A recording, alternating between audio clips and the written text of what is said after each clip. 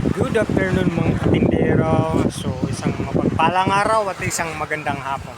So kanina hindi tayo nakapagtinda dahil malakas po ang dagat at malakas po kanina ang ulan. So ngayon nandito ulit tayo sa tabing playa. So pakita ko lang sa inyo mga katindero ang dagat. So kanina hindi tayo nakapaglaot, hindi nakapanglaot yung mga kinukuha na natin ng bangka dahil sa madaling araw lumakas. Sumimoy pa ang amihan. So siyempre pag malaki sumimoy ang amihan, malalaki ang alon.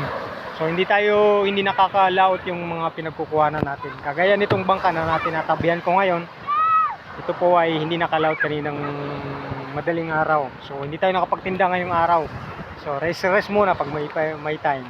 So ngayon medyo maganda ng panahon. So itong bangka na katabi ko ay lalaot ngayong hapon. So nandito tayo sa playa para usungan natin mamaya sila.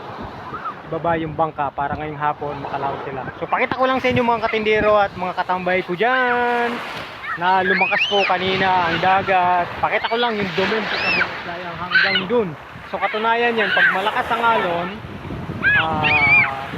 yung mga basura, yung mga dumi na galing laot, so tinataboy patabi.